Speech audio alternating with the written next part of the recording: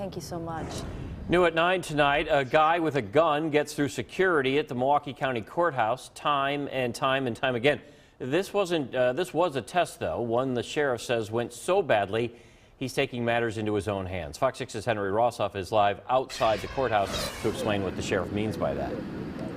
Yeah, and the sheriff says the security at the doors to the Milwaukee County Courthouse and related buildings is so bad he is taking matters into his own hands, but it's how he's going about doing that that's really ruffling some feathers this evening.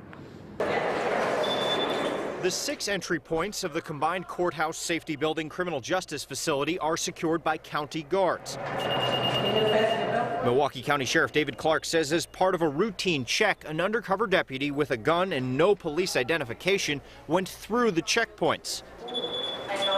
Clark says each point of entry failed, letting the undercover officer through.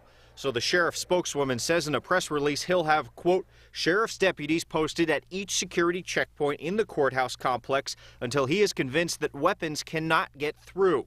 Sheriff Clark will request supplemental funding to pay for this since this function is not in the Milwaukee County Sheriff's Office budget. You're here today because the sheriff chose to put out a press release.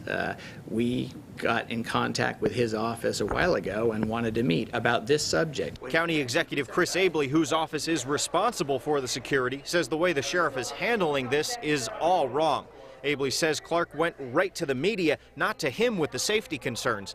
And Abley says the sheriff's knee-jerk move to put deputies at every door without first talking about it is overkill. Was there a better way to address this issue than immediately start costing taxpayers more money by having the deputies? I mean, again, we were trying to get a meeting with him on this subject. The sheriff's spokeswoman tells us Clark does not have time for an interview Wednesday, but he does have this to say about communicating with other government officials while hosting a radio show on 1130 WISN. This is not about getting along. I'm not here to do those things.